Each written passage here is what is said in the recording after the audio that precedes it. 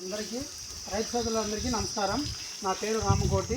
మన గ్రామానికి వచ్చేసి మార్కయ్య పనిచేస్తూ ఉంటాడు. అలాగే మన పంచాయతీలో రాజుపాలెం పంచాయతీ గ్రామంలో కూడా ఇతను వసంత్ కుమార్ అని పనిచేస్తూ ఉంటాడు. ముఖ్యంగా ఎందుకంటే ఈరోజు మీకు ఈ రకాలుగా మేము విత్తన గుళికలు తయారు చేసి చూపించడం కారణం ఏంటంటే, ఇప్పుడు గవర్నమెంట్ ఏంటంటే రాబోయే ఈ 2 సంవత్సరాలలో చాలా కరువు ప్రాంతం ఏర్పడి ఉంది. ముఖ్యంగా మన రాష్ట్రంలో కడప జిల్లా కూడా ఎండిపోయింది. అంటే కరువు ప్రాంతం ఏర్పడేదానికి చెప్పింది. ఇప్పుడు ఈ సీజన్లో వర్షాలు వస్తాయో రావో కూడా తెలియదు. కాబట్టి జాగ్రత్త ఏంటంటే రైతు సోదరులు ఏంటంటే ఈ విధంగా డైరెక్ట్గా విత్తనాలు కలుపుకునే వాళ్ళు ఈ విధంగా విత్తనాలు తయారు చేసుకొని విత్తన గుళికలు అంటే ఇప్పుడు మనం చూసినాం కదా, మేము వేసినది బంకమట్టి, బూడిద, ఘనజీవామృతం, బీజామృతం ఈ విధంగా అన్నీ తయారు చేసుకొని ఇలా విత్తన గుళికలు మాదిరిగా తయారు చేసుకొని మన పొలంలో విత్తుకున్నామంటే ఈ గుళికలు వచ్చేసి 6 నెలలు పనిచేస్తాయి. అంటే డైరెక్ట్గా మనం విత్తనాలు చల్లినామంటే విత్తనాలు ఏమవుతుంది అంటే వర్షం వచ్చినా కూడా అది కొంచెం తక్కువ వర్షం వచ్చింది అనుకో, అప్పుడు మీకు వర్షం మొలక శాతం తక్కువ వస్తుంది. ఈ విత్తనం మాదిరిగా బాల్స్ మాదిరి తయారు చేసుకున్నామంటే 6 నెలలు పనిచేస్తుంది. ఎందుకంటే చీమలు తినవు, పురుగులు రావు, తెగులు రావు. ఎందుకంటే విత్తనం నుంచి సంక్రమిస్తాయి కొన్ని తెగుళ్ళు మనకు. అంటే ఆ విత్తనం నుంచి మనం బీజామృతంతో విత్తన శుద్ధి చేస్తాం కాబట్టి తెగుళ్ళు రాకుండా మనం కాపాడుతాం ముఖ్యంగా. ఎందుకంటే ఒకవేళ ఇప్పుడు మనకు 20 నుంచి 25 సెంటీమీటర్లు వర్షపాతం నమోదైతేనే మనకు ఒక పదును వస్తుంది. ఆ పదును వస్తేనే మనకు మొలక శాతం వస్తుంది. కాబట్టి ఏంటంటే ఈ విధంగా మనం బాల్స్ తయారు చేసుకున్నాం అంటే తక్కువ శాతం అంటే 10 గంటల కూడా వాన పడినా కూడా మీకు మొలక శాతం వచ్చేసి మొక్కలు ఆరోగ్యంగా పెరుగుతాయి. ఏంటంటే ముఖ్యంగా ఇంకా ఘనజీవామృతం అనేది యాడ్ చేసినాము. ఘనజీవామృతం ఏం చేస్తారంటే గాలి నుండి నత్రజనిని, తేమ శాతాన్ని మొక్కకు విత్తనానికి కావాల్సినవి తీసుకొని మొక్క ఆరోగ్యంగా పెరిగేదానికి వస్తుంది. ఇంకొకటి ఏంటంటే వర్షం పడి తొందరగా ఆరిపోయినా కూడా ఇది కొంచెం పట్టుకోగలుగుతుంది మొక్క అంటే మొలక చనిపోకుండా.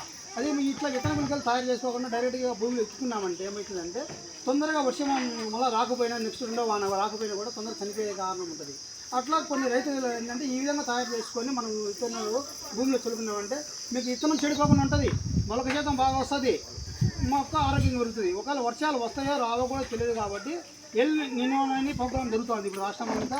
ఏంటంటే కరువు ప్రాంతంగా వచ్చే సీజన్ కాబట్టి రైతులందరూ ఏంటంటే ఇంతకుముందు మనం గతంలో ఏంటంటే విత్తనాలు చల్లుకుంటా ఉన్నాం డైరెక్ట్గా.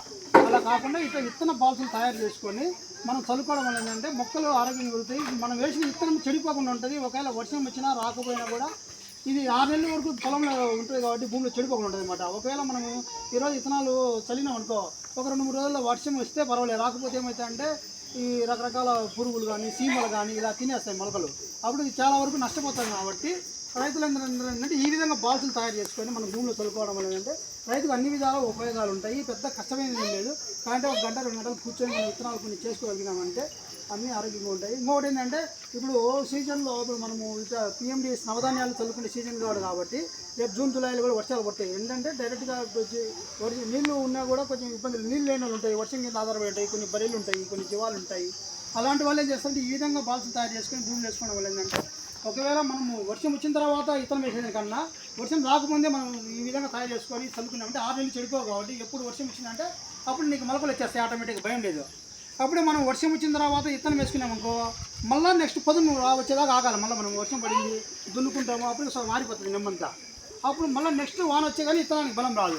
ఈ వాన రాకముందు ఈ విధంగా తయారు చేసుకొని బాల్స్ మనం వేసుకున్నామని అంటే వర్షం వచ్చేస్తేనే ఆటోమేటిక్గా మొలకలు వచ్చేస్తాయి. మళ్ళీ నెక్స్ట్ వచ్చే 20 రోజుల వ్యవధిలో కానీ వర్షం వచ్చినా కూడా ఈ ఆరోగ్యం ఉంటాయి అన్నమాట. ఈ విధంగా రైతు సోదరులు అందరూ వేసుకుంటారని మన గవర్నమెంట్ కూడా ప్రచారం చేపిస్తూ ఉంది.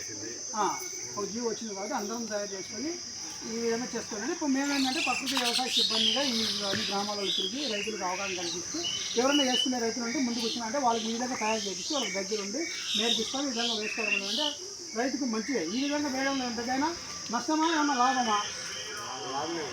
ఇది మనం డైరెక్ట్గా విత్తనాలు చదువుకునే దానికన్నా ఏమీ లేదు. మనము ఆవు పేడ దొరుకుతుంది, మనకి ఘనజీవామృతం తెచ్చుకోవచ్చు. మన పొయ్యిలో బూడిద ఉంటుంది. ఆ బూడిద ఏం పెద్ద పెట్టుబడి ఏం కాదు. ఆవు పంచకం అందుబాటులో ఉంటుంది, పేడ అందుబాటులో ఉంటుంది. ఒకవేళ నానబెట్టుకున్నామంటే అది బీజామృతం తయారు చేసే విధానంగా నేను దగ్గర నుండి చూపిస్తాను. అదేం పెద్ద ఖర్చు ఏం కాదు. అదన్నీ తయారు రోజు రాత్రి ముందు తయారు చేసుకున్నామంటే నెక్స్ట్ రోజు ఈ విధంగా తయారు చేసుకుంటాము. 1 గంట 2 గంటలు ఆరబెట్టుకొని మన భూమిలో చల్లుకున్నామంటే పైరు ఒకవేళ వస్తాయి గ్యారంటీ వస్తుంది. విత్తనం అడిగిపోదు. ఆ విత్తనం చెడిపోకుండా ఉండాలని ఈ విధంగా తయారు చేసినట్టు 6 నెలలు వచ్చింది. దీనికి ముందు సంవత్సరం కదా ముందు ఇప్పుడు మీకు కావాల్సింది ఘనజీవామృతం. ఇది మాకు ఈ ఏరియా సమానంగా పనిచేస్తుంది. అవునన్నా ఇది యూరియా ఇది మనం ఎట్లా వేసుకుంటామో దానికి సమానంగా ఈ ఘనజీవామృతం అనేది ఉపయోగపడుతుంది అన్నమాట. ఘనజీవులు మాకు ఎవరు ఇస్తారు? మీకు ఆవు పేడ ఉంటుంది అందుబాటులో, ఆవులు పేడ తీసుకొని మనం తయారు చేసుకొని ఎంత కావాలి మనకు సరిపోతుంది. అట్లా తెచ్చి తయారు చేసుకోవడం వల్ల అంటే పెద్ద లాస్ ఏం కాదు. మీకు ఏమైనా దండికి కావాలా అంటే మనం ఎక్కడైనా గోశాల ఎకరాకి ఎన్ని కావాలి? ఇప్పుడు నువ్వు ఎకరాకు ఎన్ని? నువ్వు 10 కేజీలు అట్లా వేసుకుంటావు, ఎకరాకు ఎన్ని కేజీ? అది నీ ఇష్టం. అది ఇప్పుడు నువ్వు 10 కేజీలు వేసుకుంటావు ఎకరాకు, లేదంటే 15 కేజీలు వేసుకుంటావు. అందుకే ఎకరాకు అంటే వేసుకుంటే మంచిది కదా. ఇప్పుడు ఇప్పుడు కొన్ని విత్తనాలు చనిపోవడం, కొన్ని విత్తనాలు ఉంటాయి మొలకలు చనిపోతాయి, కొన్ని బతుకుతాయి, కొన్ని ఒక కేజీ ఎక్స్ట్రా వేసుకున్నాం తక్కువ ఉంది. మనం ఇట్లా ఈ విధంగా తయారు చేసుకున్నామంటే ఏమంటే 90% చనిపోదు మొక్క చనిపోదు అనుకో. ఈ నవలకి